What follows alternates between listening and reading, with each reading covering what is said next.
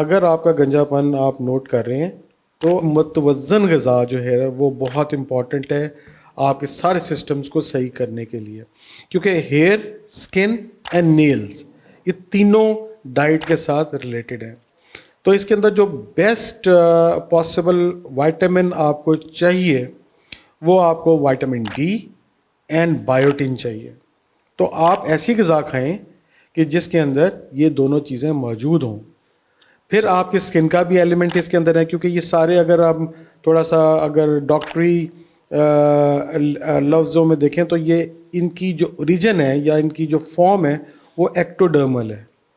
تو ایکٹوڈرمل کا مطلب یعنی کہ اسکن کی باہر والی اسکن کے باہر والی لیئر جو ہے وہ بنتی ہے، ہیئر بنتا ہے اور نیل بنتے ہیں. تو ان کو جو چیزیں مدد کرتی ہیں تو یہ آپ کو وائٹامن ڈی اور نمبر 2 آپ کا بایوٹین جو وچ از H3 وائٹامن، اور اس کے علاوہ ایک اور وائٹامن جو ہے وائٹامن اے بھی آپ اگر لے لیں تو بچے. تو ڈائٹ بہت امپورٹنٹ ہے ساری چیزوں کو رکھنے کے لیے. تو سر وہ کون سی ڈائٹ ہے جو کہ ہم اس میں؟ یہ بہت آسان طریقہ ہے جی اس کو نکالنے کا. آج کل تو انفارمیشن ٹیکنالوجی کا زمانہ ہے، تو آپ ڈائٹ کنٹیننگ بایوٹین پروڈکٹس، ٹھیک ہے نا جی، اور جو وائٹامن پروڈکٹس وائٹامن ڈی آپ کلک کریں تو آپ کے سامنے 10 چیزیں کھلی آ جائیں گی.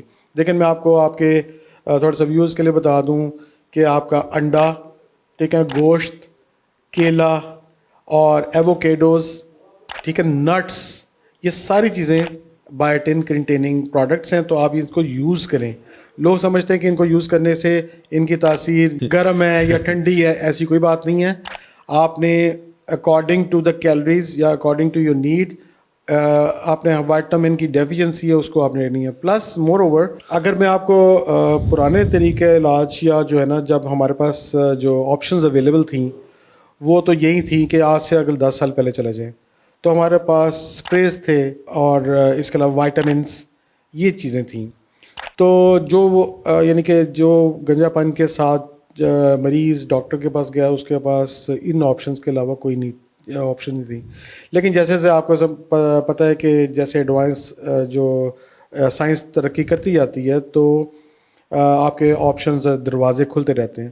تو جو نیو ایڈوانسمنٹس ہیں ان میڈیکل تھراپیز وہ بہت ساری ہو چکی ہیں. میں اس پہ اسٹریس آؤٹ کروں گا کہ آپ کا جو سپریز کی ویلیو اسی طرح ہے، آپ کے جو گولیوں کی ویلیو اسی طرح ہے، یعنی کہ فینسٹرائڈ بھی اسی طرح یوز ہوتا ہے، لیکن اس کے اندر ایڈ آن چیزیں ہوتی جا رہی ہیں. سر ان کے کچھ سائیڈ ایفیکٹس بھی تھے؟ سب سے بڑا سائیڈ ایفیکٹ یہ ہے کہ اس کو ساری زندگی کے لیے یوز کرنا پڑتا ہے، کیونکہ یہ بلڈ سپلائی کو انہینس کرتے ہیں. تو جب آپ اس کو چھوڑتے ہیں تو آپ کے جو بال اس کی وجہ سے لگے ہوتے ہیں وہ سارے کے سارے واپس گرنا شروع ہو جاتے ہیں یا شاک میں چلے جاتے ہیں.